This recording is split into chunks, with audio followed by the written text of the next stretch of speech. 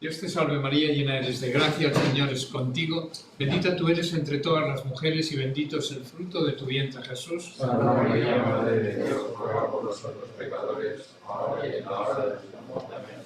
Bueno, sentados. Vamos ya a ver en esta última sesión de la teología fundamental. Bien, prevista, como veis, para el 19 de enero, que siguiendo este manual, que ya hemos hablado otras veces, estos 9 temas vamos a ver ahora los 3 últimos, todo lo que podamos, que se refiere a la fe cristiana, encuentro del hombre con Dios, la fe como proyección vital y los círculos del diálogo.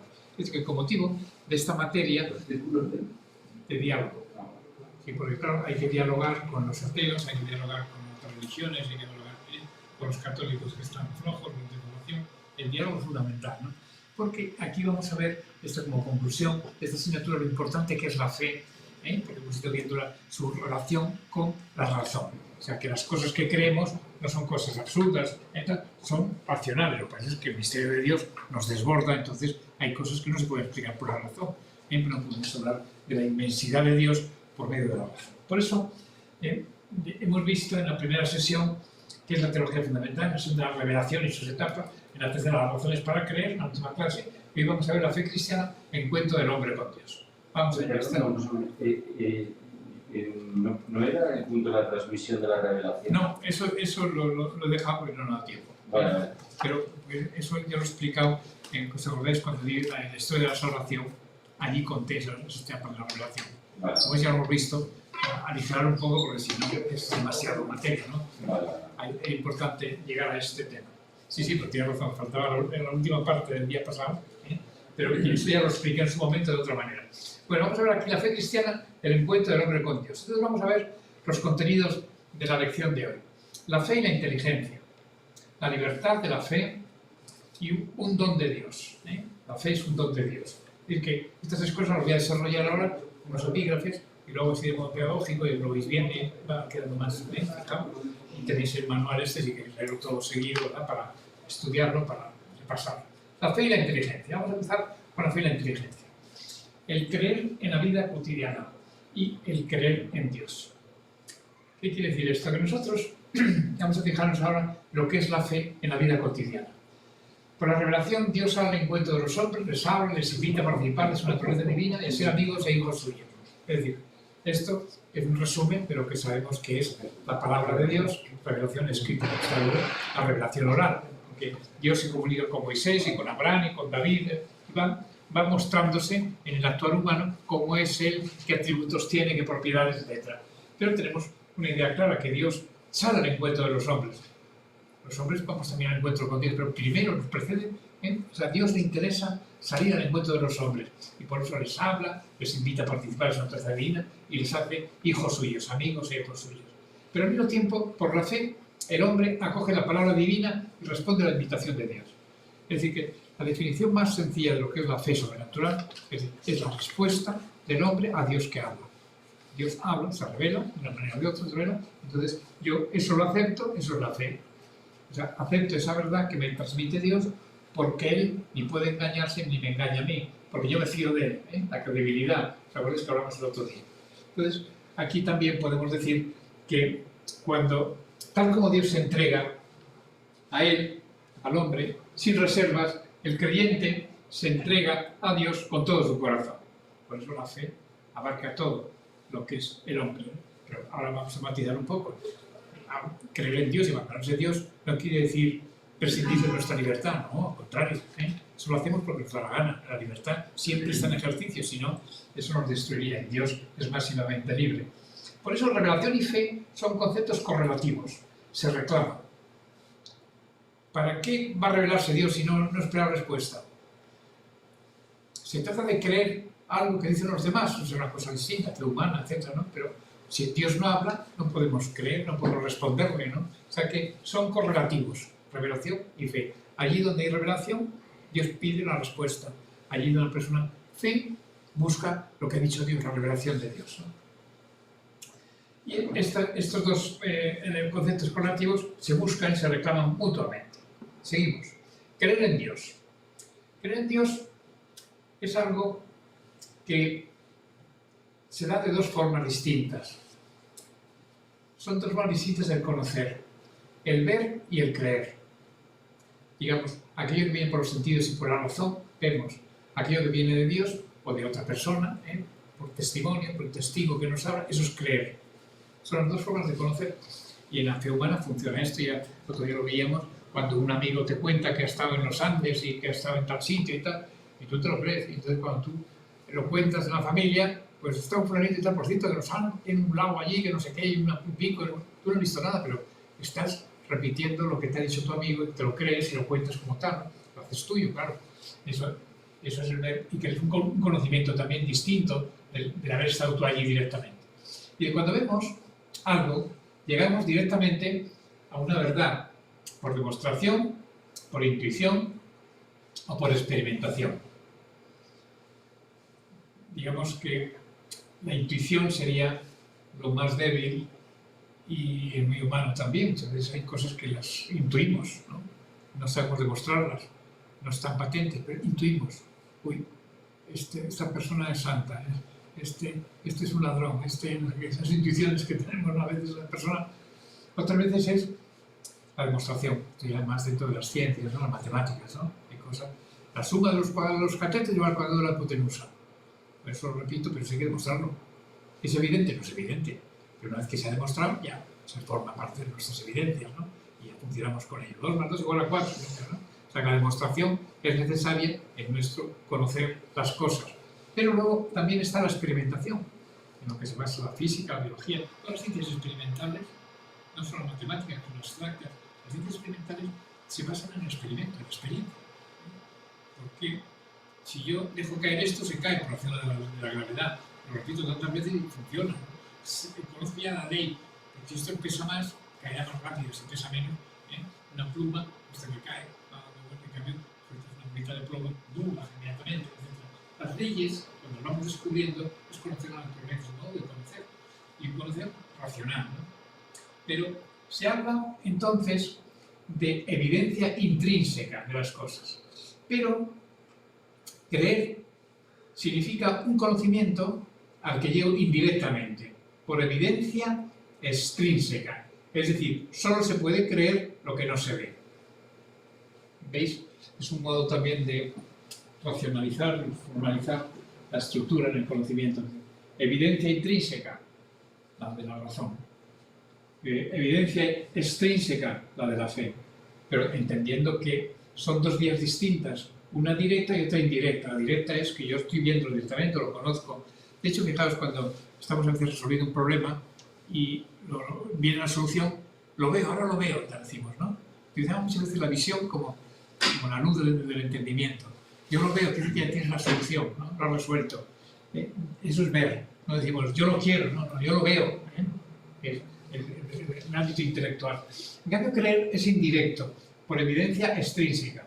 La evidencia de otro, de un testigo, que me da ese testimonio. Y por lo tanto solamente se puede creer lo que no se ve. Yo no me creo que esta silla está aquí, pues le veo. Eso no es creer que está ahí, esto es que lo veo. Sé que está ahí, así con tantas cosas, ¿no? En cambio, yo sé que aquí hay algún ángel, seguro, pero no lo veo. Todos tenemos un ángel custodio, por lo menos 3, 6, 8, 9 ángeles, aquí sí que hay, y alguno más que el Señor pone por ahí, ¿no? Pero no lo veo, porque es una cosa de fe. Yo creo en los ángeles por la fe, no por lo que se ha visto. ¿Y por qué me lo creo? Porque Dios me lo ha dicho, porque la Biblia lo revela, porque la Iglesia lo enseña, así, etc. Bueno, el que cree llega a conocer aquello que cree, no porque sea experimentable o demostrable para él, sino porque es para otro de quien se fía. Por eso, fijaos, el nervio de esta exposición está en que la fe, o sea, el que cree, llega a conocer aquello que cree, no porque sea algo que lo experimente o lo demuestre él, sino porque lo es para otro de quien se fía. La fe sobrenatural es de Dios, nos fiamos de él. La fe humana es otra persona. Es que yo me fío de este porque sabe muchas matemáticas, es un buen abogado, porque es un buen médico, etc., ¿no? Entonces, eso es lo que influye en la credibilidad, como decíamos el otro día. Seguimos. Cuando creo, me apoyo en otro para llegar a una verdad. Primero, el testigo es aquel de quien yo me fío. el testigo tiene que ser fidedigno, fundamental, para creer. Pero además, exijo también la credibilidad del mensaje de lo que me dice. Me puede decir una cosa absurda, pero ¿tiene credibilidad eso que me dice? Una cosa me supera, pero ¿tiene credibilidad o no tiene credibilidad? Esto es absurdo, entonces no me lo creo, ¿no? O sea que debe no contradecir los conocimientos seguros que ya se ha alcanzado. De manera que, si en un momento determinado, no sé, imagínate, pues, una persona que dice que es santa y tal, y revela una cosa que no es conocida o que está en contradicción con cosas de la fe que ya sabemos, eso es falso. Ahora, si la Virgen se ha aparecido a no sé quién y le ha dicho una serie de cosas, todo eso, que es bueno, pues sí, puede ser, ¿no? No va a decir cosas contrarias a lo que ha dicho su hijo, ¿no? O sea que en ese sentido, la fe es muy importante, saberla matizar y saber que el testigo y la credibilidad del mensaje son dos elementos que nos facilitan llegar a la verdad.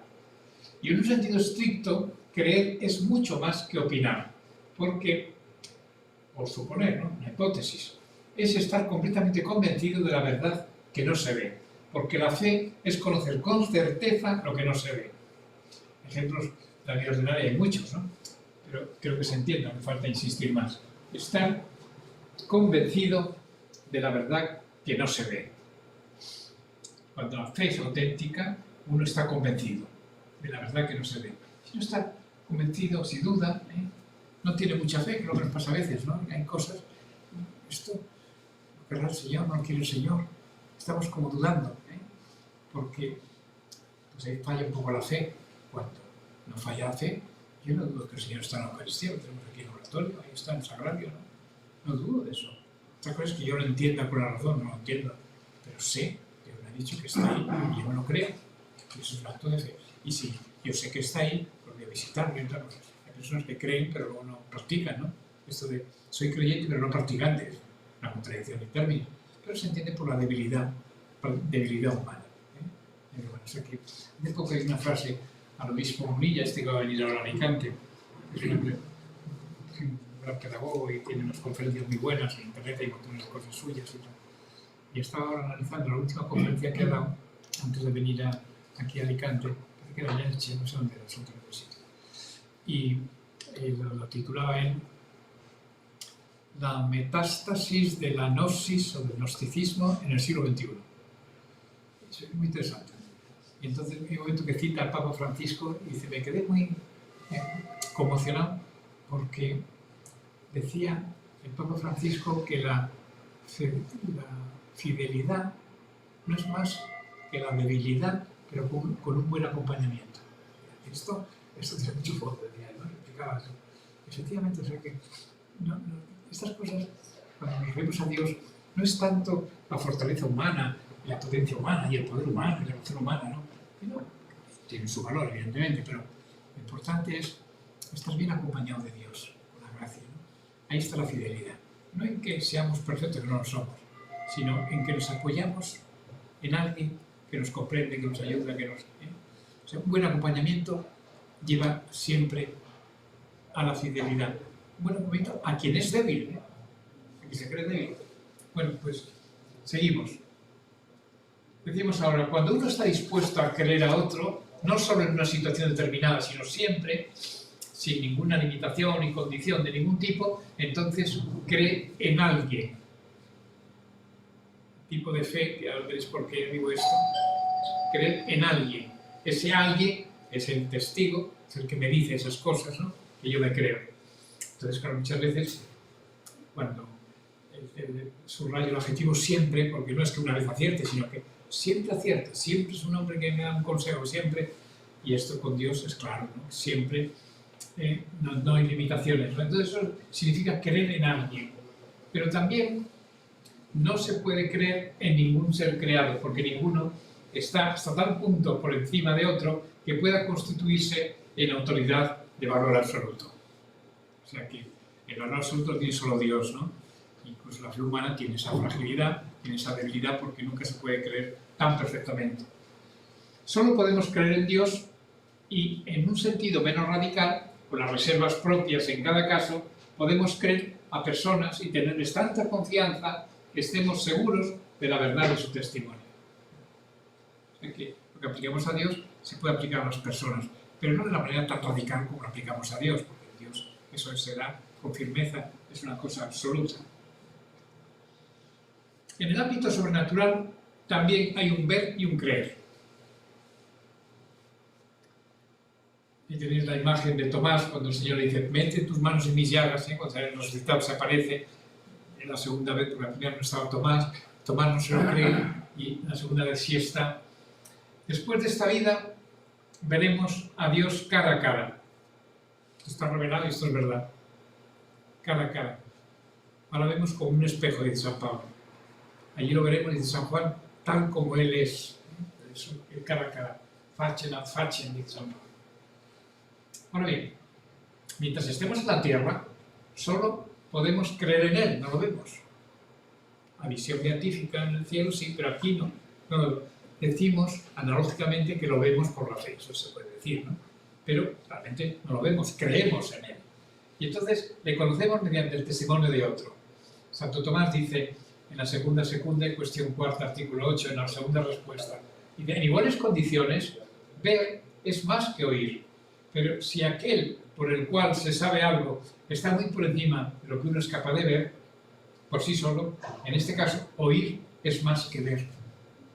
Esto es interesante porque hay un momento que San Pablo dice, la fe procede del oído, ex audito. Nosotros creemos no por lo que vemos, sino por lo que oímos.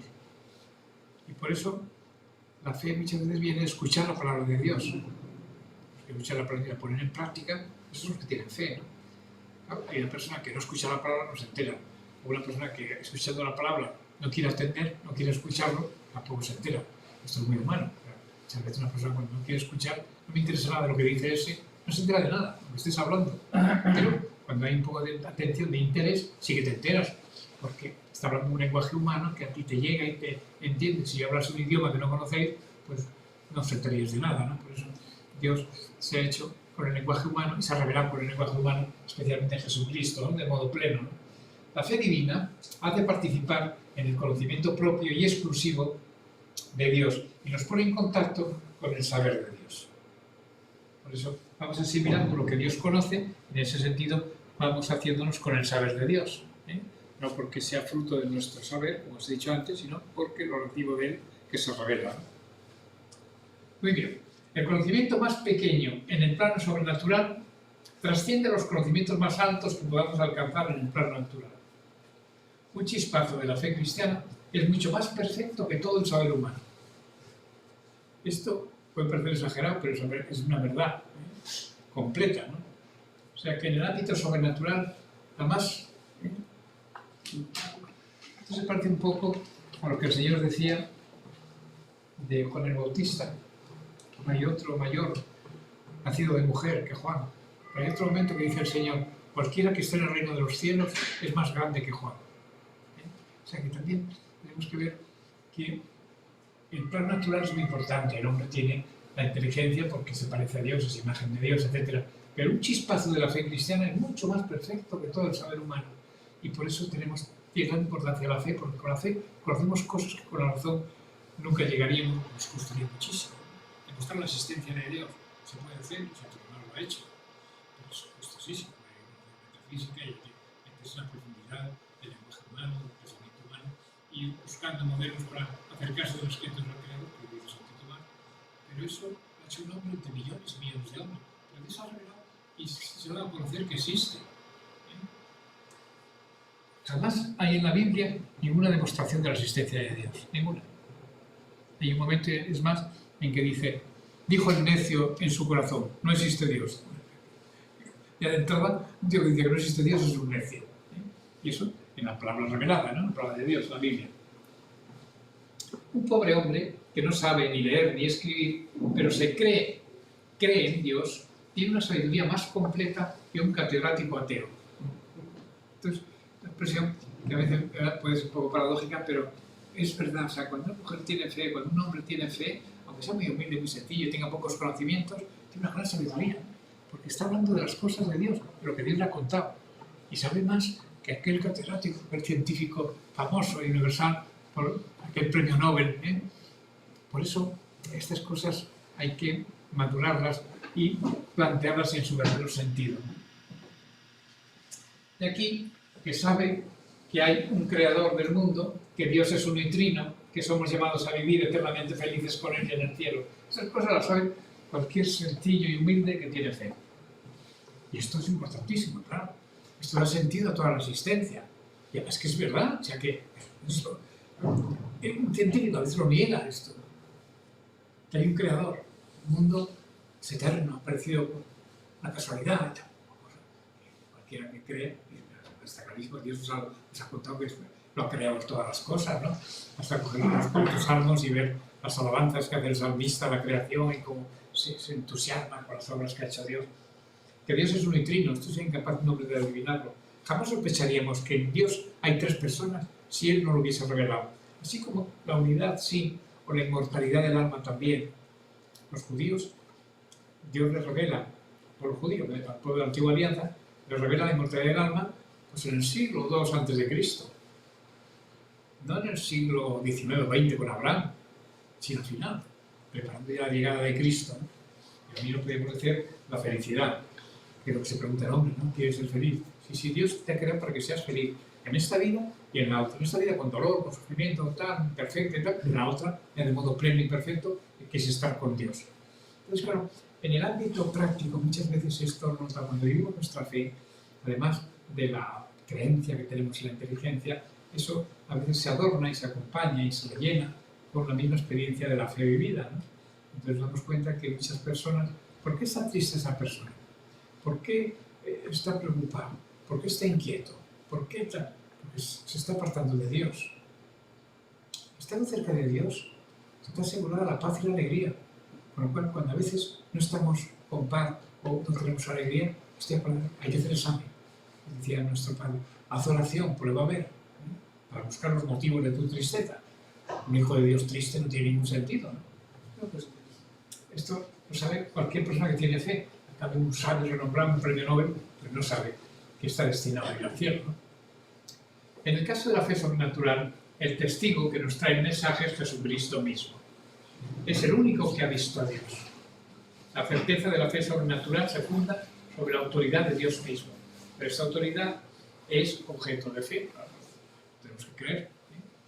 O sea que cuando estaba el pueblo de la Alianza en el desierto, la tienda de Moisés era especial, que era la tienda donde se guardaban también los objetos santos del pueblo, y que cuando pasaba una nube por encima de la tienda, Moisés se metía dentro, porque eso quiere decir que le llamaba al Señor por teléfono, más o menos, y se podía hablar con él, ¿no? Entonces, es una cosa formidable que Dios hable con Moisés, ¿no? Pero, claro,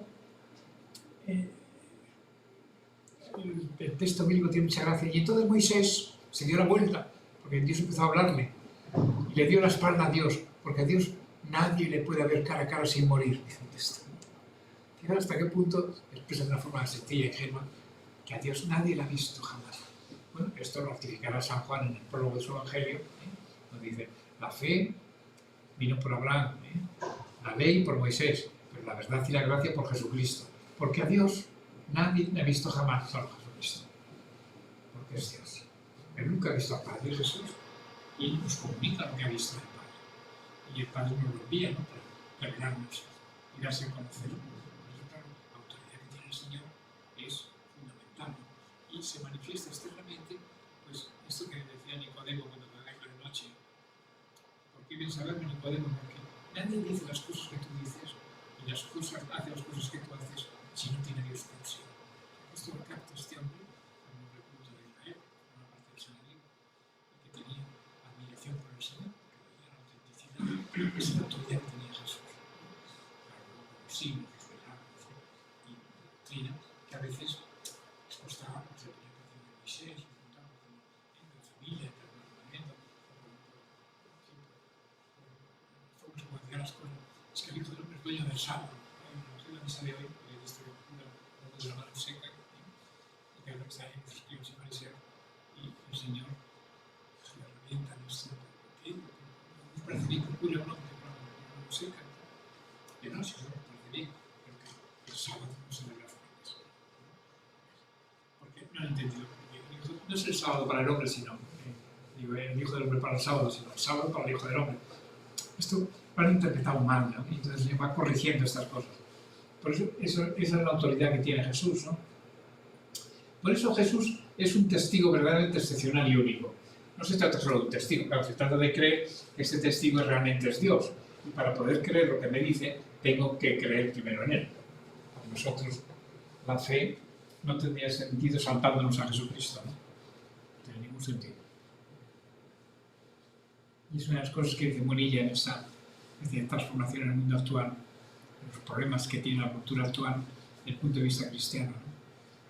Los gnósticos fue la primera herejía de la época de los apóstoles, que consistía en un sincretismo. Ellos cogían la doctrina de las religiones antiguas, cogían parte de la ley de Moisés, parte de la doctrina de Jesucristo, y hacían un batiburrillo allí, unas construcciones humanas y tal y cual, pero lo más gordo de esta herejía era gnóstico, se llama porque gnosis en griego es conocer.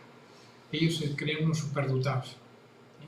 Dividían a la humanidad en 3 tipos de personas: los imbéciles, ¿sí?, los aprovechables y los sabios, los que tenían la luz. Ellos eran los que tenían la luz. Había algunos que no tenían la luz, pero se podía hacer algo con ellos, ¿no? Había otros que me dejaron tranquilo, esto es imposible, tal. Se pensaban así, ¿no? Y entonces decía que el mundo estaba construido por unos eones y tal. Uno de los eones es Jesucristo, uno de los eones es Jesucristo. Los eones no son Dios, sino son elementos de lo que se llama de Dios, como los dioses, el teísmo también. Es unas teorías tremendas, ¿no? Y es una cosa muy pastosa, ¿no? Esas cosas pegajosas son de las más difíciles, ¿no? La lucha de los primeros cristianos fue contra el gnosticismo. San Juan, que lo sufrió ya en sus últimos años, cuando escribe su Evangelio, no dice que el Verbo se hizo hombre, sino el Verbo se hizo carne, para que los gnósticos no inventen cosas, ¿no? Porque ellos decían que no era carne, era una imitación de carne, por eso no murió en la cruz y no sé qué, tal, no sé qué. Claro, todo esto en el mundo actual tiene mucho que ver con el secularismo que vivimos. Y bueno, estas cosas van como por etapas, ¿no? Cristo sí, la Iglesia no, los protestantes.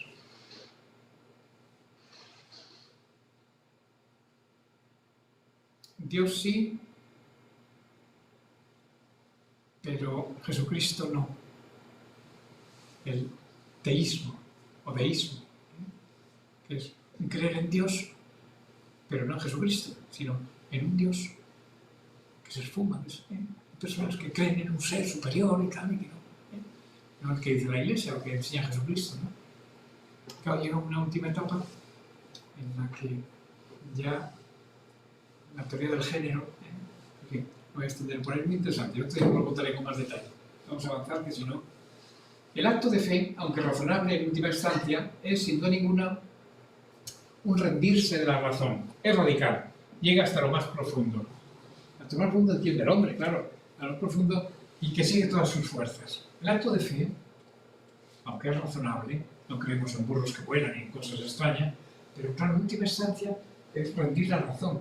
Yo ahora tengo que dejar mi razón y lo que me dice hacer lo mío, como si yo lo viese por la razón. Pero no es por la razón, es vía de fe. Y por eso llega hasta lo más profundo del hombre y le exige todas sus fuerzas. La libertad de la fe. Otro aspecto muy importante de la fe es la libertad. No podemos creer coaccionados, nunca. La fe, si estamos coaccionados, no es fe, es otra cosa. Es mentira, ¿no? Pero yo me creo esto porque que si no me matan, ¿no? Si no, pues eso no es fe. No creemos con miedo, no creemos. Tenemos que creer siempre libremente. Y por eso ahí entra, si antes hablamos de la inteligencia, ahora hablamos de la voluntad. Un saber particularmente personal. Vamos a ver, la importancia de la voluntad. ¿Cómo podemos ver este asunto? Pues claro, el hombre tiene inteligencia, voluntad y memoria, ¿no? Como facultades superiores. Si ahora nos fijamos en la voluntad, en el caso de la fe cristiana, ¿cuál es el papel de la voluntad? Pues es muy importante, Pero no es ver, y es una cosa de la inteligencia, ver a través de la fe. No, pero es que, por razonable que sea la buena nueva de Jesucristo, no hay nada que me obligue a creerla. Como la inteligencia no llega nunca a la evidencia intrínseca frente a la cual no podría resistirse, la voluntad debe tomar una auténtica decisión. La fe no puede ser sino fruto de nuestra libertad. La fe, si es fe, es libre siempre. Claro, por eso no hay nadie que me pueda obligar a creer. Pero dice Jesucristo, que le diga el alcalde de Zalamea, a mí me da igual, ¿no? No me da la gana de creer, ahí está la voluntad. Por eso, claro, para creer hay que tener buenas disposiciones. Hay que preparar la voluntad. Lo cual no quiere decir ser crédulos, ¿eh? Los cristianos no tenemos que ser crédulos. Ni lo eran los apóstoles, ni lo ha sido nunca la Iglesia. Nosotros sabemos que Dios existe y que puede hacer milagros, por supuesto. La actuación de la gracia, en cambio de nosotros ya casi un milagro, ¿no? Vemos tantas cosas estupendas. Pero no somos crédulos, nos creemos todo, ¿no? Hay que mostrar, vamos a ver, que hay una aparición de la Virgen, que se lo estudia, tal, igual. Esta persona es muy santo, vamos a ver su vida, sus virtudes, saca las cosas. Todo el proceso de identificación es un proceso de racionalidad. Porque se ve la credibilidad. Esta persona, ¿cómo es su vida? ¿Qué ha hecho? Toda la causa de sus virtudes y demás, ¿no? Y luego, la iglesia se queda ahí. No. Una vez que ha examinado todo, y se ve que esa persona puede ser santo, y hay motivos suficientes, el declara beato. Pero con una condición, de que haga Dios a través de un milagro. Esto sí que es Dios. Y luego para canonizar otro milagro. No hay ninguna institución que haga esto, ninguna religión. O sea que la Iglesia, cuando declara a una persona, lo canoniza, declara santo, eso pertenece a la Iglesia. Eso no hay el beato también, pero el beato no alcanza esa calidad, ¿no?, que tiene la canonización, sus atentos en dos etapas. Y a veces que una persona se queda beato durante años o siglos y luego la alcanza, pues se queda beato, porque no ha habido ese milagro que se esperaba, ¿no? Y otras veces, sin esperar el milagro, como lo de Pablo VI, le declaran santo. Pero el Papa tiene todo ya para hacer eso, y no se equivoca. Esta es la fe que tenemos, ¿no? Cuando el Papa habla en materia de fe y de costumbres, claro, es una persona en materia de fe, no se equivoca. Pablo no puede equivocarse, pero eso es un hombre también que tiene asistencia del Espíritu Santo para eso. No se equivoca. En un conclave, pues siempre el Espíritu Santo actúa y sale siempre pues, el mejor candidato, ¿no? Eso lo coincide con el de los periodistas. A veces sí, pero no coincide con los periodistas. Están diciendo, vámonos a sentar y tal, porque la cosa humana también influye, evidentemente. Pero, ¿qué necesita la Iglesia en esta hora? Los cardenales, cuando se reúnen, buscar a una persona que dedica a la Iglesia a más arte por los tiempos históricos, etc. Y siempre es Juan Pablo II, y el propio antes, y después Benedicto XVI, y ahora el Papa Francisco. Pues las cosas, pues, ¿por qué es Papa este y otro contrario con el Espíritu Santo? Porque en tiempos de cardenales muy papales, que son muy santos y muy buenos, con gran conocimiento y de doctrina, etc. ¿No? El Papa tiene que ser una persona que tenga doctrina, evidentemente, una persona que tenga una experiencia de gobierno, una serie de cosas.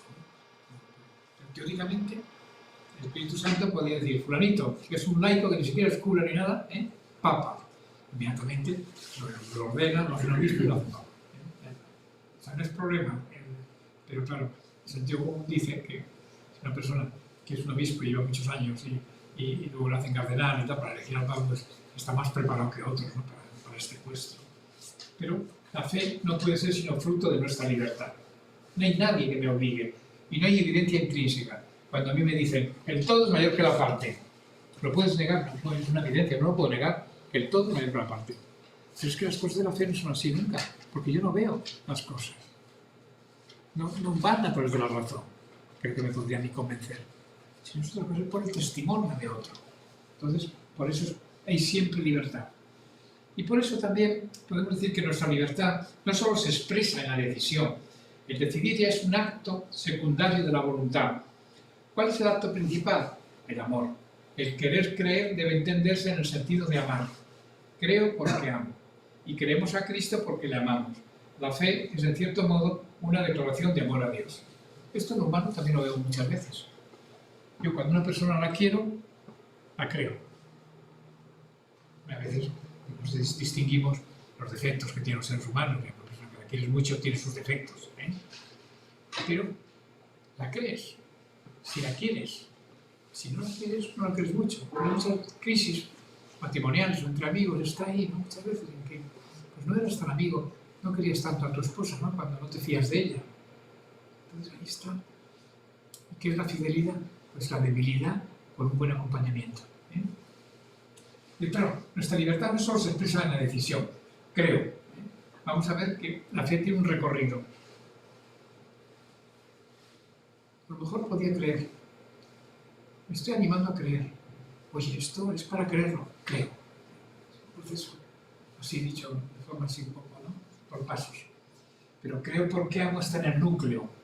Es una declaración de amor a Dios. Igual que cuando Dios se revela, pues se revela fundamentalmente por amor, por darse a conocer y para que seamos felices. La fe es un saber particularmente personal. Hablamos de la fe de la Iglesia, por supuesto. La fe es fundamentalmente personal. Yo mi fe no se lo puedo dar a otro. La da Dios. Es un don que lo tenemos, y lo veremos, como un regalo de Dios. La fe es correspondencia al amor, un encuentro entre Dios y el hombre. La fe sobrenatural es un saber personal porque yo sé que Dios es Padre, porque lo dice Cristo. Y esta dimensión personal hace que el acto de fe sea siempre misterioso. No podemos comprender las razones de ninguna persona, ni las nuestras propias, ni las de los demás. A veces decimos, no, es un poco misterioso. Yo digo, una mujer, es mucho más todavía, ¿no? Pero es misterioso porque a veces, ¿por qué he hecho esto y no he hecho lo otro? ¿Por qué he hecho? Es un conjunto de factores que son muy diversos. Pero claro, si nos acercamos al misterio de la fe sobrenatural, es que es muy personal. Entonces yo sé que Dios es Padre porque lo dice Cristo. Pero ¿cómo asimilo yo eso? Esa dimensión personal hace que el acto de fe sea misterioso. De hecho, muchas veces en una familia, los padres creyentes y los hijos educados de la misma forma, uno sale muy creyente, otro menos y otro nada. ¿Qué ha pasado ahí? Es algo misterioso. Todos tienen que ser creyentes. Bueno, normalmente, si los padres son creyentes, los hijos salen creyentes, ¿no? Porque influye mucho, ¿no? El amor, el cariño de los padres, la educación, etc. Pero pasan esas cosas porque el hombre es un ser libre. Y claro, la libertad es fundamental para la fe. De repente, la rebelión de un niño que dice, yo no quiero creer lo de mis padres y tal y cual, yo quiero creer yo por mi cuenta y no sé qué y tal, voy a buscar otra fórmula, voy a leer a Buda, a ver si Buda me dice, no, ya está. Entonces, pues sí, ¿qué se puede hacer? Pues darle buen ejemplo, darle paciencia, enseñar la fe y convivir con aquella persona, no despreciar y maltratarla, porque entonces es peor, ¿no? Entonces, o sea que eso también. Y ahora, otra cosa interesante es, ¿por qué creo yo? Yo creo porque quiero. ¿Y por qué quiero yo creer? Porque amo. ¿Pero por qué amo? Porque hay personas que creen y otras que quieren creer, pero no pueden. O sea, nosotros, mirando a nuestro alrededor, vemos esa diversidad de situaciones. Incluso dentro de la misma fe, de los que creen, o digamos ya, de los que creen poco, los que no creen nada, etc., ¿no? ¿Yo por qué quiero? Porque amo. ¿Y por qué amo? Porque hay personas que creen y otras que quieren creer, pero no pueden. Esto también pasa, ¿eh? Hay personas que quieren creer, pero no pueden. No pueden. Pues por su vida, porque han visto y tal, tienen una serie de prejuicios, una serie de razones, una serie de cosas y tal. Y hasta que no pase esto, pues, si Dios me da esto, entonces sí y tal. Pero claro, Dios se puede poner unas condiciones muy radicales, se puede pedir las cosas, pero no hay nada que hacer hasta que no actúe Dios con su gracia y se compadezca. Porque claro, muchas veces hay las personas, eso que hemos comentado otras veces, que encuentran con Dios no en la piscina y disfrutando del sol, sino en la cruz, en un accidente, en una enfermedad, en la muerte de un ser querido. Entonces se encuentran con Dios en aquellas circunstancias tan duras, tan terribles, ¿no?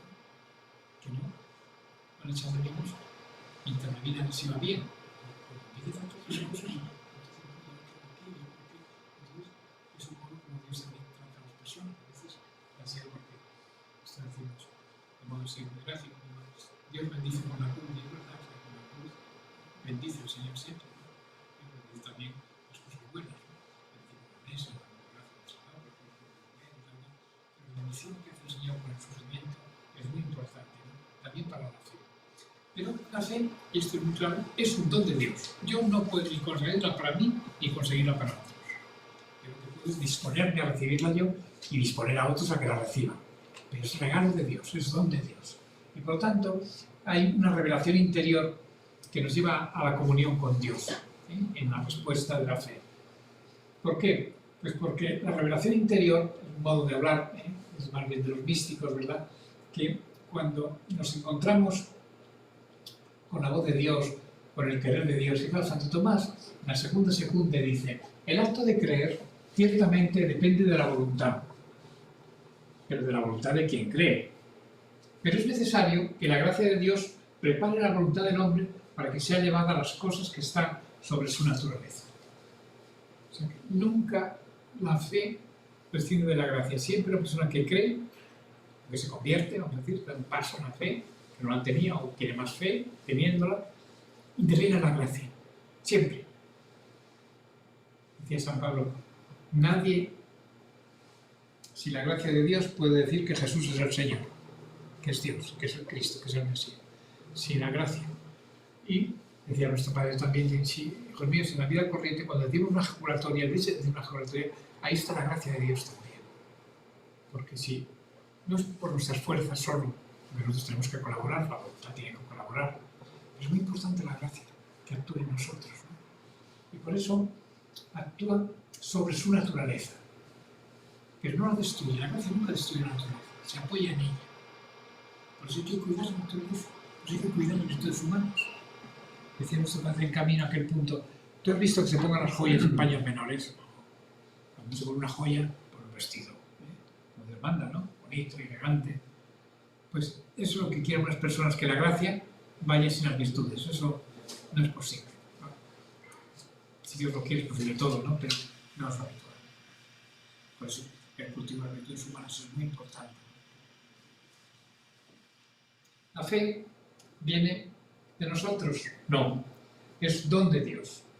Dice San Mateo, en capítulo 11, yo te bendigo, Padre, Señor del cielo y de la tierra, porque has ocultado estas cosas a los sabios y prudentes y se las has revelado a los pequeños. Esta es la revelación interior, no a todos, a cada uno, ¿no? Es la aceptación del valor de Cristo, que es don de Dios, que reciben los que están dispuestos a acogerlo. Es un regalo. Un don, un regalo. Es un nombre del Espíritu Santo. El Espíritu Santo también se llama don, o regalo. Porque claro, quien envía la gracia es el Espíritu Santo, ya dando un poco, ¿no? Para formalizar más la actuación de la Trinidad en nosotros. Pero fijaos, que la fe no viene de nosotros, que no es un don de Dios. A mi hijo le consigo la fe, pues yo le doy un par de tortas, luego le invito a un pastel. Pero eso se va a Dios, sí. Pero se podría decir entonces que Dios da a todos, digamos, un mínimo, una especie de mínimo para conseguir salvarse, para conseguir esa fe. No, Dios es un don gratuito, sí. Pero ese don lo entrega a todos y de alguna manera que hay un mínimo ahí o algo. Dice San Pablo que Dios quiere que todos se salven y lleguen al conocimiento de la verdad. Se lo dice a Timoteo, que es su discípulo y tal, ¿no? Para darle criterio en el gobierno de la Iglesia, ¿no? Entonces dice eso San Pablo, es una cosa que aparece en la Escritura, pero es una formulación muy clara, ¿no? Dios quiere que todos se salven. Entonces, ¿por qué hay algunos que no tienen fe? ¿Por qué hay algunos que no quieren salvarse? Porque respetan la libertad. El misterio de la libertad, ¿sí? Es que si tú no quieres creer, no crees. Tú fíjate, Tomás, uno de los 12, cuando te cuentan que ha estado el Señor con ellos, resucitado, se lo dice Pedro, se lo dice Juan, se lo dice Felipe, se lo dice Santiago. No quiero creer eso. Es que es un poco alucinante.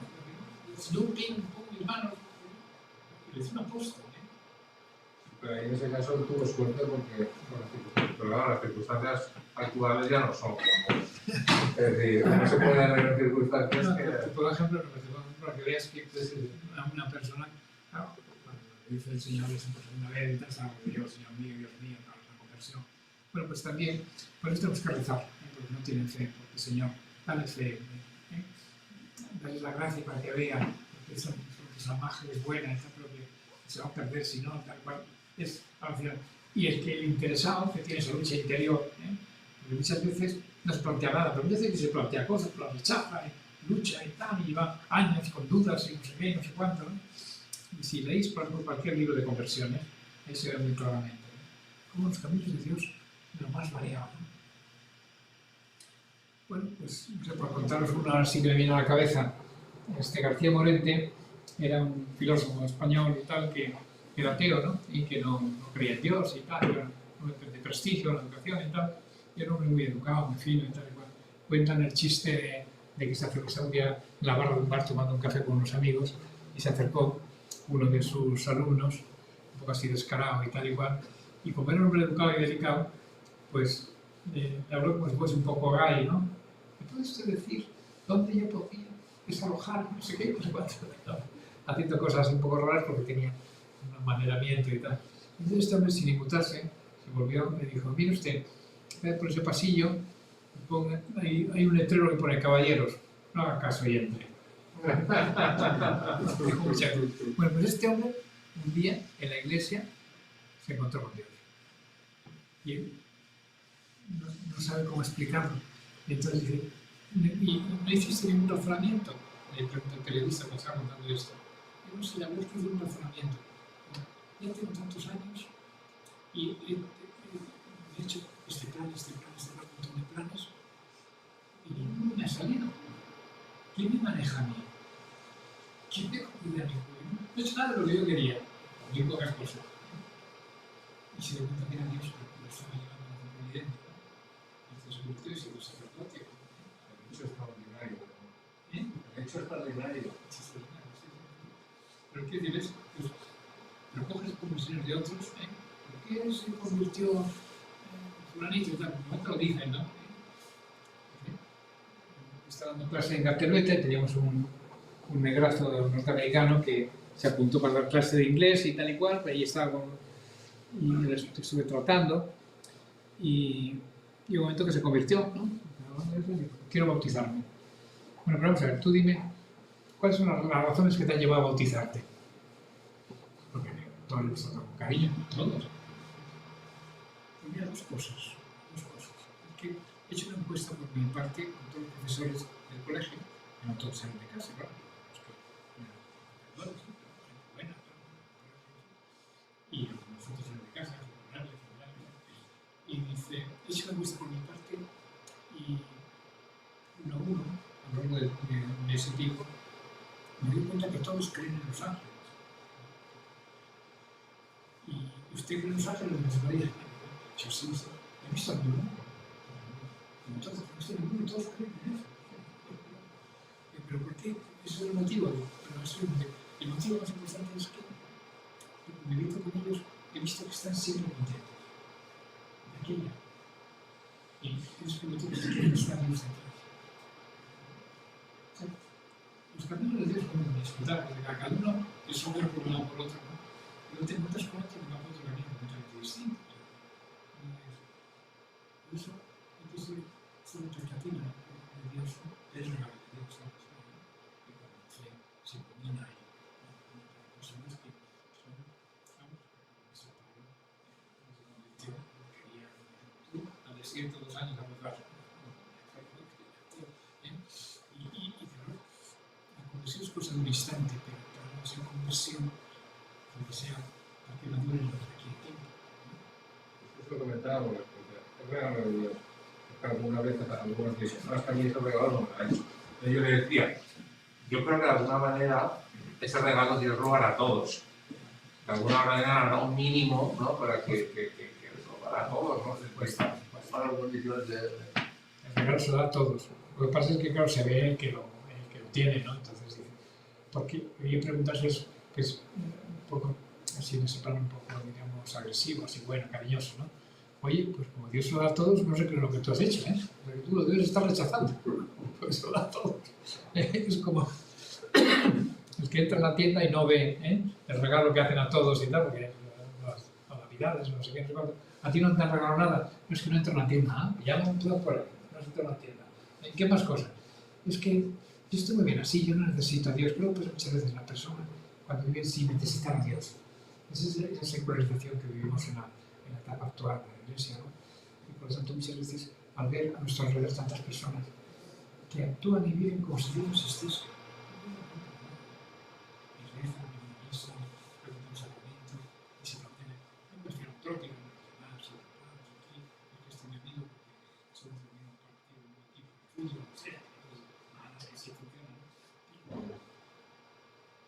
se va a enterar, no se ha enterado. Y Dios, ¿cómo es posible? Y en la oración, no está la Señor, no te olvides de esta persona. Es la oración, no la ha rechazado, no está en disposición. Se te han entretenido muchas veces, ¿no? Has leído un libro, estás pensando en otra cosa, has leído 10 páginas, 10 líneas, y antes de entrar adelante, bueno, pues están pensando en otra cosa, ¿no?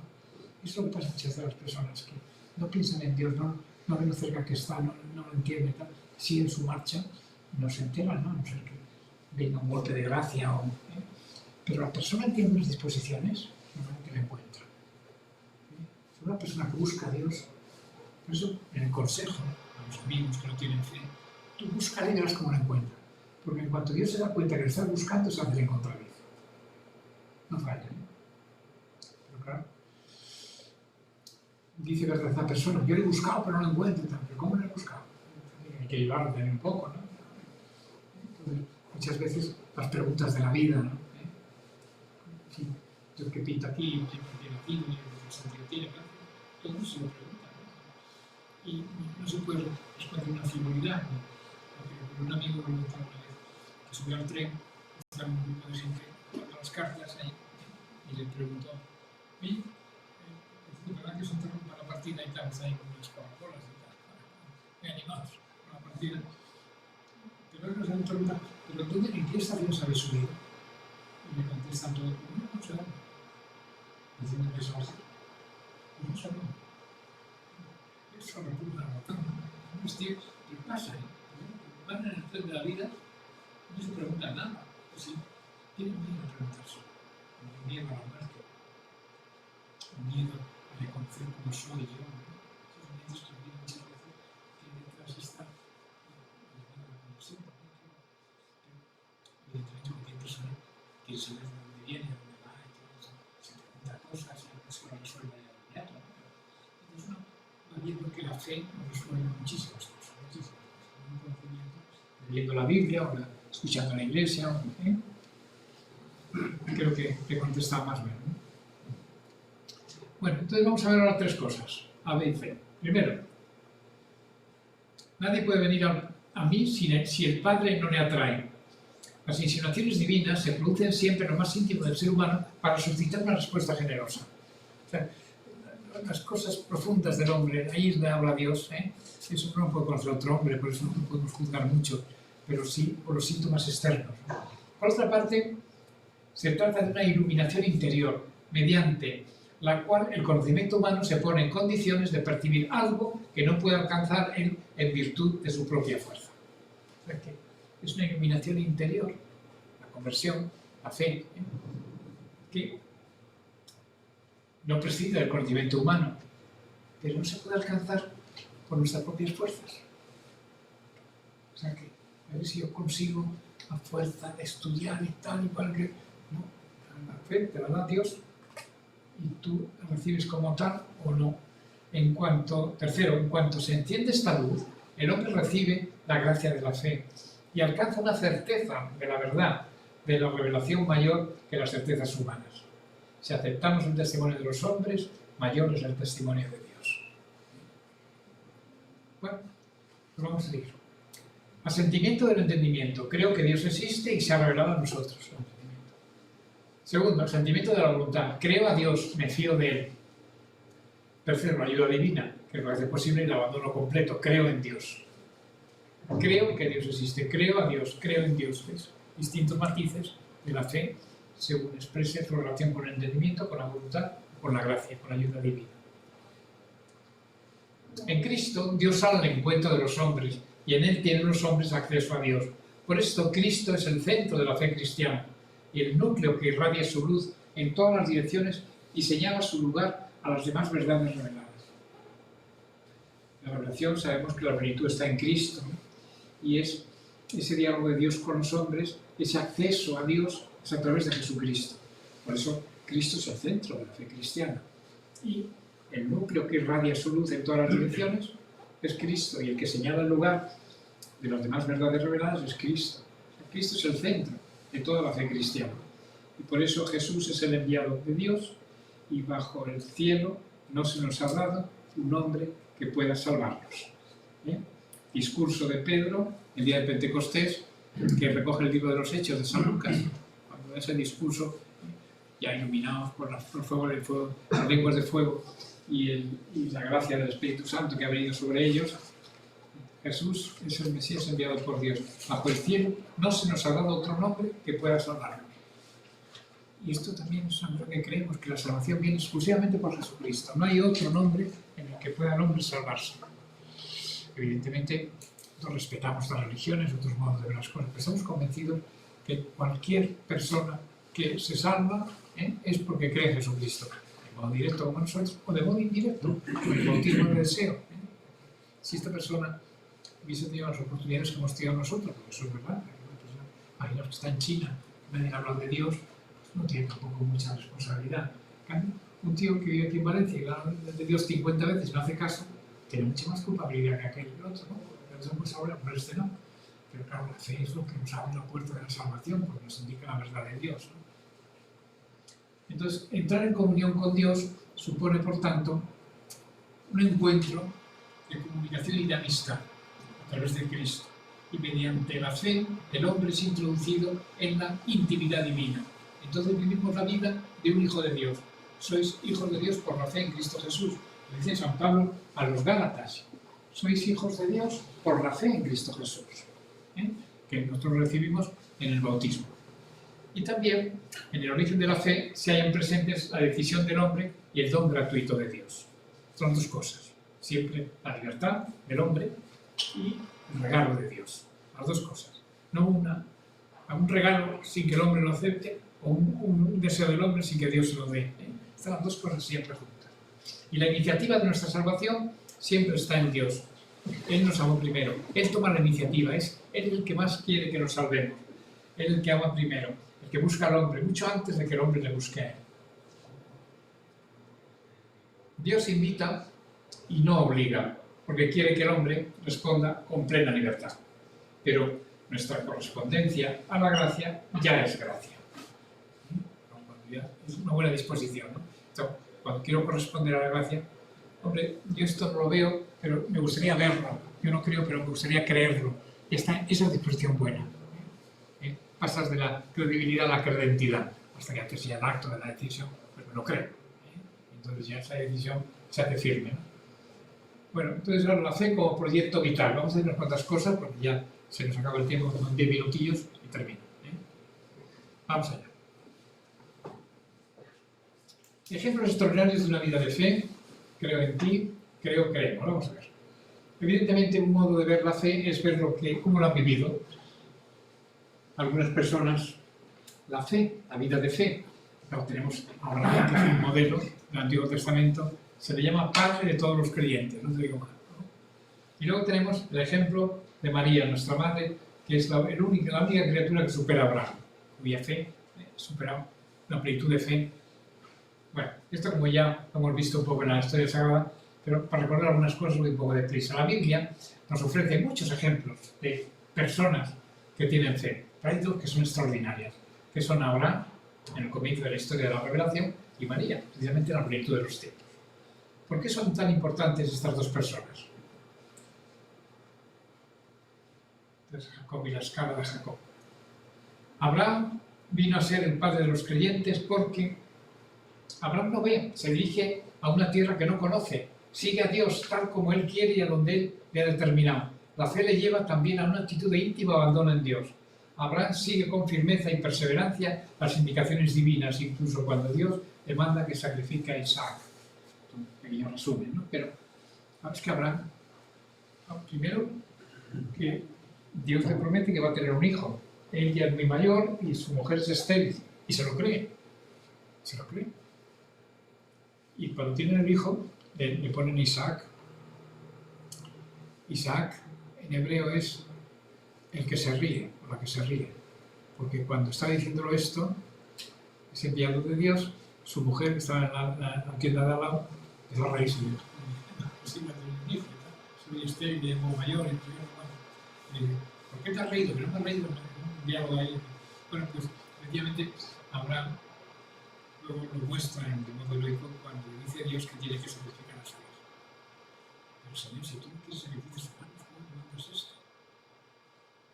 coge el niño y bueno, teniendo el hijo de la promesa que tanto le costó, antes estaba Agar, le dio un hijo que es Ismael, etc. Pues entonces le dice, sacrifícalo en el monte Moriah, que es el monte del templo de Jerusalén, es el templo. Y Abraham se debate y tiene una lucha interior tremenda, ¿no? Porque no entendía. Me gusta que yo sacrifique a mi hijo, me mate a mi hijo. Pero si tú me lo pides, yo tengo que obedecer. Aunque no lo entienda, aunque sufra. Esta es la fe de Abraham. Pero cuando lo mataron y en el monte Moriah, y una mano que tenía por el ángel, le dice, Abraham, Dios que eres fiel, tendrás una descendencia numerosísima como las estrellas del cielo, como las arenas del desierto. He visto que eres fiel y yo te multiplicaré. Y le confirma en su fe. Le hace un cabrito por allí. A mí un cabrito se puede estar por ahí. El pobre crío está lo saca de la frontera. Bueno, pues esto evidentemente es una cosa un poco... es heroica, ¿no? Es heroica. ¿Por qué se portó tan mal a mi mundo? No obedeció. Estaba convencido de su fe, convencido de que Dios había pedido. Obró conforme a lo que Dios quería. Para probarlo. Todas las veces un proceso. Prueba a la persona hasta su fin. Esto en la vida de los santos se dice también. Los santos en el límite. Y luego tenemos también la vida de María, ¿no? Que claro, María, pues quizá se puede resumir diciendo que su prima Isabel la recibe allí en Cádiz, donde ella vivía, cuando va a ayudarla porque va a ser madre, eso dice el ángel en la anunciación, le dice aquí, es por dichosa tú que has creído todo lo que se te ha dicho de parte del Señor. Porque María se creyó lo que le dijo el ángel. Ella, la única pregunta que hace no es para poner pegas. ¿Cómo puede ser eso si yo no conozco varón? Pero no, era porque no sabía cómo iba a ser aquello. No te preocupes, el Espíritu Santo te cubrirá con su sombra, lo que de ti nacerá será el Hijo del Altísimo, el Hijo de Dios, y le pondrás por nombre Jesús, porque él salvará al pueblo de sus pecados. Bueno, pues María acoge con plena confianza el anuncio del ángel y se abandona, como Abraham, en la omnipotencia divina. Por eso María vive constantemente disponible para realizar los planes divinos y acompaña fielmente a Jesús durante toda su existencia, hasta la cruz. Y allí estuvo, hasta la cruz, al final, ¿no? Es cuando Cristo nos la entregó como madre, ¿no? Solo a quienes se sienten auténticamente libres no le molesta ser esclavos. También es una lección de María. Son auténticamente libres. Libremente se hacen esclavos de su amor, esclavos de la tarea, esclavos de... Porque todos nos van a hacer cosas y tal. ¿Sabéis por qué estoy aquí hoy en clase? Me da gana. No sé si lo sospecháis, pero es así. Me da gana. Ahí está la carrera ahí para estar. Otro sitio. Pero mi deber es servir al Señor, que os enseñe estas cosas, porque aquí estoy. Ese actualizar la libertad es muy importante, ¿eh? No es una cosa así, un jueguecillo, sino una cosa muy importante. Bueno, y luego creo en ti el poder transformador de la fe y la fe con obras. Este es otro aspecto muy importante de la fe. Tú preséntame. Yo te presento mi fe, verás mis obras. Yo te presento mis obras y verás mi fe. Esto segundo es lo mejor. La fe se manifiesta en las obras. Esto es lo que le perdió a Lutero. Mira una carta de Santiago porque hablaba de este tema, la fe con obras. Claro, Lutero se refugiaba en las obras de la ley. O sea, cuando San Pablo habla de las obras, que la justificación viene por la gracia de Dios, no por las obras, se refiere a las obras de la ley. Pero lo había entendido mal y eso pues estropeó todo el contenido antropológico del mensaje cristiano. El poder transformador de la fe transforma, la fe cuando es auténtica cambia, nos hace vivir de otro modo. Y eso también cuando uno tiene una fe como 2 y pasa a una fe como 3, una fe como 4, cuando va ganando intensidad la fe, nos cambia, nos transforma. María, obedeciendo, se convirtió en causa de la salvación para sí misma y para todo el género humano. Decía San Ireneo, gran padre del siglo II. Con su fiat ha cambiado su existencia personal y de todos nosotros. Por eso vemos en ella que la fe es un saber intrínsecamente operativo. Lleva a cambiar el mundo y con la gracia de Dios se muestra en obras que son auténticamente liberadoras, para uno mismo y para los demás hombres. O sea, que tiene la fe esa posición siempre hacia los demás. Por eso a veces no nos damos cuenta de lo importante que es que vivamos de fe, que hagamos las cosas que Dios quiere, por la influencia que tiene, pero aunque nunca lo conozcamos, pero seguro que hay una influencia en otras personas y nunca lo sabremos. La fe implica un riesgo, porque la fe es como que el que se tira en paracaídas, ¿no? ¿Y si no se abre el paracaídas, ¿no? El paracaídas se abre, ¿no? Si hay confianza en Dios, se abre el paracaídas, no nos dejará morir, ¿no? Pero no es seguridad, uno no camina va por caminos de seguridad, sino de riesgo siempre. Son cosas que no vemos, no las vemos. ¿Será verdad? ¿Será verdad que Dios me ama? ¿Será verdad que Cristo está en la Eucaristía? ¿Será verdad que Dios es Padre, Hijo y Espíritu Santo? Evidentemente no se pueden plantear esas dudas. Pero, fijaos, la fe es un riesgo porque eso significa abandonar las seguridades antiguas, implica un cambio radical de conducta. Y este cambio es posible porque el creyente no solo cuenta con sus propias fuerzas, se entrega a Dios y pone toda su confianza en Él. Esto es lo que hace la fe. Por eso es transformable. Una persona actúa con fe, no actúa como si no tuviese fe. Tú entablas un diálogo con Dios y eso significa dejarse captar, dejarse conquistar por la figura luminosa de Jesús revelador y por amor del Padre que le ha enviado. Y en esto precisamente consiste la fe, decía Juan Pablo II. El diálogo con Dios. Una persona que no tiene fe no puede rezar. Y dices, diálogo con Dios. Yo lo intento, pero es diálogo conmigo mismo, monólogo, es monólogo. Es diálogo. ¿Cómo consigues con fe? Señor, creo finalmente que estás aquí, que me ves, que me oyes, te adoro con profunda reverencia. Esa oración preparatoria sirve para ponernos en la presencia de Dios y actualizar nuestra fe. Estamos haciendo, Señor, con nuestra fe, que yo creo que Él está aquí. Allí donde hay 2 o 3 reunidos en mi nombre, estoy yo en medio de ellos. Aquí está el Señor. Porque aquí hay más de 3 y todos estamos reunidos en su nombre. El creyente quiere conocer y amar cada vez más a Dios. Nos creaste, Señor, dice San Agustín, para ti, y nuestro corazón está inquieto hasta que descanse en ti. La famosa frase de San Agustín. Bueno, pues ya estoy con obras, con eso terminamos. Primero, segundo y tercero. Primero, el divorcio entre la fe que se profesa y la vida cotidiana de muchos se ha de contar entre los más graves errores de nuestro tiempo. Esto de la vida del Despés no es de nuestro padre, es de la del Despés, que es del concilio, como sabéis. Soy creyente pero no practicante. Tengo fe pero no se me nota en nada. El divorcio, ¿no? La vida de fe es una vida de amor con Cristo. Su intimidad nos lleva a su imitación. Así el cristiano es llamado a expresar su amor a los hombres en actos de comprensión, de solidaridad, de servicio abnegado, porque la fe obra por la caridad. Esta es una definición de lo que es la vida cristiana. La fe que obra por la caridad. Eso es una definición de la vida cristiana. Si no hay fe, no es cristiano. Y si no conduce a la caridad, tampoco. La fe que obra por la caridad. La esperanza está en medio, ¿no? Pero la fe que obra por la caridad. No tengo definición. Y la fe es un acto personal, pero no es un acto aislado. Como decíamos antes, hace que la persona salga de sí misma y entre en la Iglesia, que es la gran comunidad de los creyentes. Por eso el Dios uno y trino quiere que no solo digamos creo, sino también creemos. Por eso termino.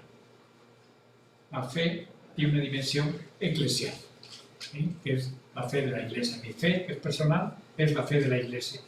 Por eso creo que es una acción libre, responsable e intransferible de cada hombre. Y que creemos expresa que nadie puede creer por sí solo. El hombre no encuentra por sí mismo la revelación de Dios, como si se tratara de un hallazgo que es resultado de su búsqueda individual, sino que lo recibe en el seno de la comunidad de los creyentes. Nadie ha inventado la Iglesia. Pero cuando viene una persona con muchos humos, quiere cambiar toda la Iglesia, ¿tú dónde vas? La Iglesia es como la ha querido Cristo, no como tú la quieres. Ah, es que yo sí, no lo admito, no, márchate. No puedes cambiar la Iglesia es como Cristo la ha querido, y así seguirá siendo, ¿no? Me entendéis, hay cosas que se pueden cambiar, de hecho cambian a lo largo de la historia, la liturgia, las costumbres, pero la Iglesia es la que ha querido Cristo. O sea, nosotros cuando nos bautizamos entramos en la Iglesia, no la fundamos nosotros, la creamos nosotros, no es una cosa humana. Dice el Catecismo de la Iglesia Católica: creer es un acto eclesial. La fe de la Iglesia precede, engendra, conduce y alimenta nuestra fe. La fe de la Iglesia. Bien, pues ya terminamos. La Iglesia es madre, madre nuestra y madre en la fe, y por eso en la Iglesia encontramos todo el depósito de la fe.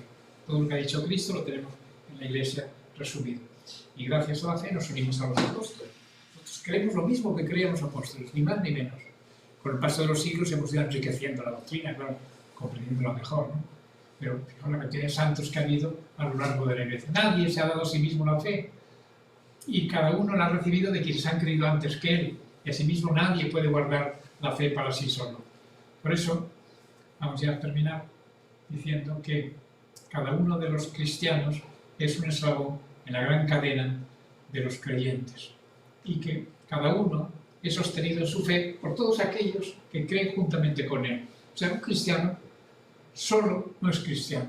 Cada uno está necesitado de la comunidad de los creyentes, y cada uno es, a su vez, responsable de esta comunidad. Es que hay un último epígrafe, ya lo suprimo, que es el diálogo con otras religiones o con no creyentes, pero saldrá en otros temas, porque ya el próximo día, el próximo viernes, vamos a empezar otra asignatura que es la moral fundamental. Esa es la teología fundamental, la moral fundamental. Interesantísimo. Vamos a tener en 3 sesiones. La moral fundamental. Ya lo veréis que eso os aseguro que os gustará mucho porque es una cosa muy nueva, ¿no? Intervino mucho Juan Pablo II en la Veritatis Splendor, una encíclica que era la primera vez que un papa escribía sobre moral fundamental. Muy interesante para entender. Entonces ahí me meteré un poco más con esto que os contaba antes de Murilla, ¿no? Esta especie de análisis que ha hecho, que es muy pedagógico y muy interesante. Dios te salve María, llena de gracia, el Señor es contigo, bendita tú eres entre todas las mujeres, bendito es el fruto de tu vientre Jesús. María,